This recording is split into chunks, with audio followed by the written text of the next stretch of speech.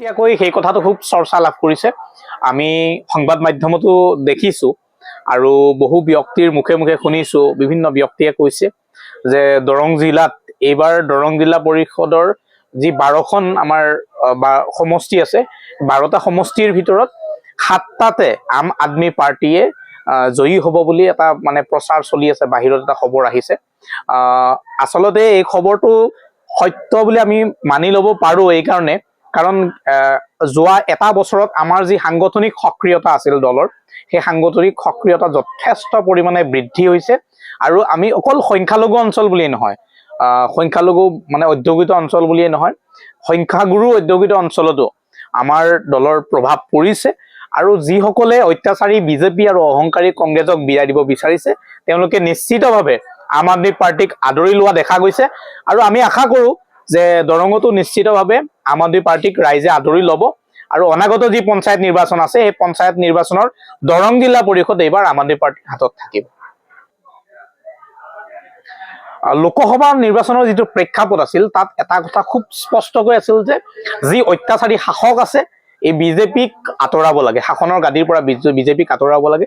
তাৰ কাৰণে আপোনালোকে দেখিছিলে ধুবুৰীত আটাইতকৈ বেছি ৰাইজ একত্ৰিত হৈছিল আৰু ৰকিবুল হুছেইন ডাঙৰীয়াক 10 লাখ ভোটৰ এটা ব্যৱধান দি তেখেতক জয়ী কৰাইছিল। কিন্তু সেই ৰকিবুল হুছেইন ডাঙৰীয়াৰে নিজৰ সমষ্টি চামগুৰিত তেখেতৰ নিজ পুত্ৰই এইবাৰ যিটো উপ নিৰ্বাচন হৈ গ'ল, তাত অৱতীৰ্ণ হলে আৰু 22,000 ভোটৰ ব্যৱধানত তেখেত পৰাস্ত হল। এই কথাটোতে এটা কথা আমি খুব স্পষ্টকে বুজি ল'ব লাগিব যে কংগ্ৰেছৰ যিটো মানে ৰাইজে বিজেপিক এৰি কংগ্ৰেছৰ লগত এটা আহিব বিচাৰিছিল, সেই কথাটো ৰাইজে নস্যাৎ কৰিছে। এই কাৰণে কাৰণ কংগ্ৰেছ দলটোৱে অলপ পিক আপ পোৱাৰ পিছতে তেওঁলোকৰ নিজৰ চৰিত্ৰটো বাহিৰলৈ ওলাই আহে। কংগ্ৰেছে তেওঁলোকে কোৱালিটিৰ ওপৰত কেতিয়াও গুৰুত্ব নিদিয়ে। তেওঁলোকৰ নেতাৰ কেনেকুৱা কোৱালিটি হ'ব লাগিব, সমাজখনত কেনেকে প্ৰতিনিধিত্ব কৰিব, কি তেওঁলোকৰ ভিজন আছে, কি মিছন আছে, এইবিলাকৰ ওপৰত কংগ্ৰেছে কেতিয়াও গুৰুত্ব নিদিয়ে। কংগ্ৰেছে মূলতঃ দুটা কথাৰ গুৰুত্ব দিয়ে।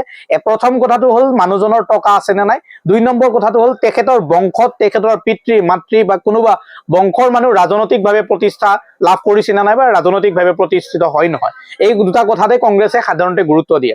আৰু চামগুৰি সমষ্টিটো আমি সেই কথাটোৱেই দেখিলো যে কংগ্ৰেছে ৰকিবুল হুছেইন ডাঙৰীয়াৰ অপৰিণত অপৰিপক্ক পুত্ৰক তাত টিকেট দিয়াইছে আৰু ৰাইজে তাৰ উচিত বিচাৰ কৰিছে। ৰাইজে নিশ্চিতভাৱে যিটো ৰাইজৰ সিদ্ধান্ত, সেইটোক আমি আদৰণি জনাব লাগিব। আৰু কংগ্ৰেছৰ যিটো অহংকাৰ, সেই অহংকাৰক ৰাইজে একেবাৰে নস্যাৎ কৰিছে, প্ৰত্যাখ্যান কৰিছে।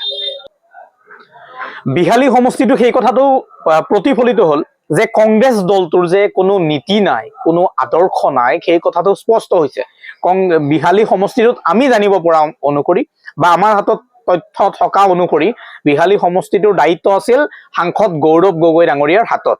আৰু সেই গৌৰৱ গগৈ ডাঙৰীয়াই তেখেতে ৰাতিৰ ভিতৰতে এজন মানুহক বিজেপিৰ পৰা কংগ্ৰেছত অনাৰ কাৰণে চেষ্টা চলালে আৰু সেই মানুহজনে কংগ্ৰেছত জইন কৰাৰ আগতে তেখেতৰ টিকটটো ডিক্লেয়াৰ হৈ গ'ল। গতিকে কংগ্ৰেছে যি বিজেপিক সমালোচনা কৰিছে, যি বিজেপিৰ তেওঁলোকৰ মানে দাগৰ কথা কৈছে, মানে কংগ্ৰেছত এনেকুৱা, কংগ্ৰেছেও এটা ৱাশ্বিং মেচিন তেওঁলোকে ভাড়াত লৈ লৈছে বিজেপিৰ নিচিনাকে, যে ৰাতিৰ ভিতৰতে বিজেপিৰ মানুহজনে কংগ্ৰেছত জইন কৰিলে তেওঁ পৰিষ্কাৰ হৈ যায়। কংগ্ৰেছৰ যে নীতি আৰু আদৰ্শ তেওঁলোকৰ নাই, সেই কথাটো বিহালীত প্ৰতিপন্ন হৈছে। আৰু বিহালীৰ ৰাইজে সেইকাৰণে কংগ্ৰেছক তাত উচিত উত্তৰ দিছে। আৰু আজিৰ যিটো সময়, এই সময়ত কংগ্ৰেছ আৰু বিজেপি দুয়োটা দলক সমান্তৰালভাৱে ৰাইজে উত্তৰ দিব লাগিব।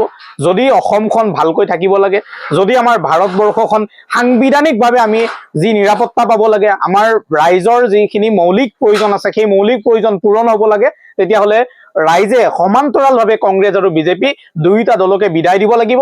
আৰু এনেকুৱা দলবোৰক আদৰি ল'ব লাগিব। আজি আম আদমি পাৰ্টি এটা আদৰ্শ হিচাপে, এটা উদাহৰণ হিচাপে, এটা দৃষ্টান্ত হিচাপে গোটেই ভাৰতবৰ্ষত প্ৰতিষ্ঠা লাভ কৰিছে। আম আদমি পাৰ্টিয়ে ভাৰতৰ এনেকুৱা প্ৰথম ৰাজনৈতিক দল, যিটো ৰাজনৈতিক দলত কোনো ধৰণৰ পৰিয়াল তন্ত্ৰ নাই। এই দলটোৱে মানুহৰ মৌলিক প্ৰয়োজন, যেনে স্বাস্থ্য, শিক্ষা, বিজুলী আদি যিবিলাক মানুহৰ মৌলিক প্ৰয়োজন আছে, সেই বিষয়বিলাকৰ ওপৰত ৰাজনীতি কৰে, কোনো ধৰণৰ ধৰ্মীয় ৰাজনীতি নকৰে। গতিকে আমি আশা কৰিছো অসমৰ ৰাইজেও আম আদমি পাৰ্টিক নিশ্চিতভাৱে আদৰি ল'ব।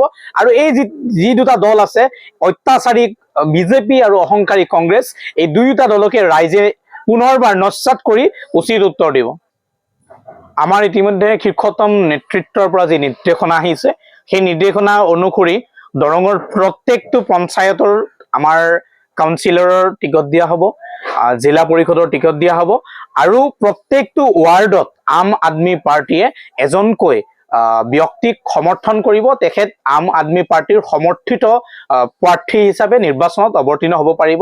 পঞ্চায়ত নিৰ্বাচনটো আমি দলে ইতিমধ্যে যিহেতু আমাৰ সংগঠন নিৰ্মাণৰ এটা প্ৰক্ৰিয়া, গতিকে দলে অকলে খেলাৰ সিদ্ধান্ত গ্ৰহণ কৰিছে আৰু আমিও সাংগঠনিকভাৱে, মানসিকভাৱে, শাৰীৰিকভাৱে আমিও সাজু হৈছো পঞ্চায়ত নিৰ্বাচনৰ বাবে।